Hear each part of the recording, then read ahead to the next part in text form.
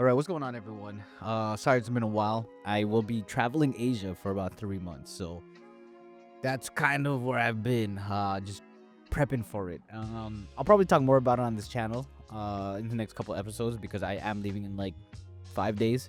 But I did want to put this out because some people were asking me about gear I'm bringing, and I was like, you know what? Let me just have a sit down and talk about gear real quick. The gear I'm bringing, it depends on the content I'm making. Specifically, I'll be making content for the podcast. I'll still be doing it remotely, but I am going to try to meet up with some people, and I don't even know if I'm going to shoot podcasts with people or if it's just content like vlogging stuff in general. I'm just trying to go out there and meet other creators. So right now, my main focus is making sure I can record podcast episodes remotely, and here is the gear that I need for it. I will be bringing my 14-inch MacBook Pro M4 Max. The reason why I got the M4 Max is because of the processing times. Exporting podcasts that are a little bit bigger, it's just way faster. It's way faster. I will be bringing the 6600, my camera. It's an older camera, but it doesn't shut off after half an hour. So recording podcasts, it's pretty good. I'm going to be using the 60mm Sigma lens. That's the setup that I use for my regular podcast episodes. So I'm going to be bringing that equipment, dummy battery, and a desktop tripod to set that up. I will be bringing an Elgato HD60S to stream the camera to the MacBook. There are apps that you can use where you can actually just use like the Sony. I think it's a Sony app. Basically, you could use your Sony camera with the MacBook, but the quality caps at like 1080, so it's not the highest quality. At least with the Elgato 60S, I can record 4K. That's the only reason why I'm trying not to bring a lot of equipment, and then you guys are gonna be like, Kev, this is kind of a lot of equipment, but we'll see. I just want to be prepared. You know what I'm saying? Moving on from that, I will be bringing the Zoom H6 Essential, which is what I'm recording on right now. It also acts as a audio interface, so I will be using this mic, which is a Sennheiser 835. I wanted to bring like this, but that's just too crazy. So I'm hoping I can mount this. I bought something that looks like this, where I can mount it and just talk, have it on the desk, and hopefully it works. Hopefully it sounds good. I tested it out, sounded all right. I'm trying not to overthink stuff, because then I'll just bring my whole friggin' desk to Asia. So yeah, trying to minimal equipment, and also I'll be bringing a second set or another one of these mics for just in case I do podcast episodes, like in-person episodes, and we would have these mics. So using both of them. And then I will be using a Logitech M650 mouse. It's a little bit smaller. Last time I traveled, I had the MX3, the Master Series, something like that. It's a little bit bigger. I'm just trying to have everything compact and whatever. And then I record the actual podcast episodes through Riverside, which has been amazing to record episodes. If you guys ever want to record podcast episodes, I recommend Riverside. No, they're not sponsoring this video, but holla. That's basically it for the setup. That's usually what I use. Oh, and the light.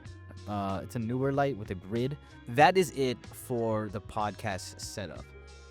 Camera, laptop, the software, lights, and audio equipment. Boom. However, because I do want to jump into like making just other types of content or just documenting, the other two types of content will obviously be the in-person podcast episodes, and then I think maybe just like everyday stuff, vlogging. For that is a whole other type of equipment, Sony FX30 with a small rig cage and a top handle. And the reason why I'm going with the FX30 is initially I wanted to have multiple cameras for the podcast, in-person podcast episodes, but obviously I don't want to spend an arm and a leg for the. I was looking at the FX3. I feel like it's pretty standard, but just in terms of price, having like 3 FX30s just felt way better. So yeah, I'm starting off with the FX30. I'm only bringing one to Asia, so that's going to be it. It's a little bit smaller. I'll also be bringing 2 V-mount batteries. One's a newer V-mount battery and one's a small rig.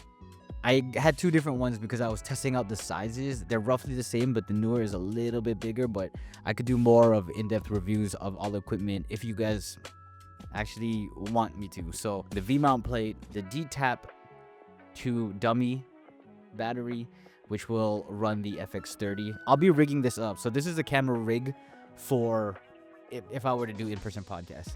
I'll be bringing the Tamron 17 to 70 millimeter lens, as well as the Sony 11 millimeter lens, which is what I'm using right now.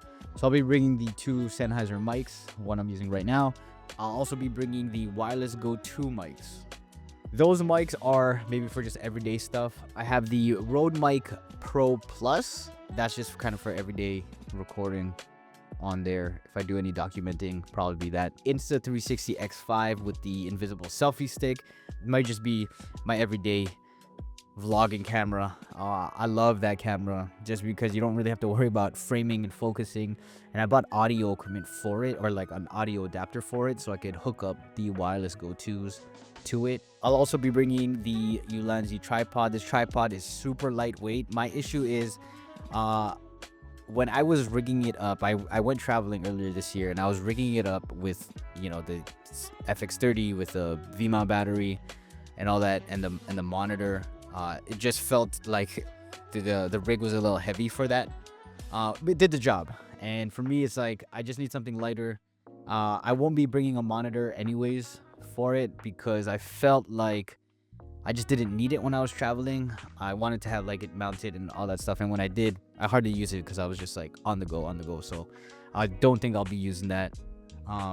So it might be a little lighter for the tripod, which would be way better. I'll be bringing a bunch of SD cards, micro SD cards for all the equipment, the cameras, the audio, the X5, 2 SSD card or hard drives, Kingston hard drives, so just 2 terabytes each.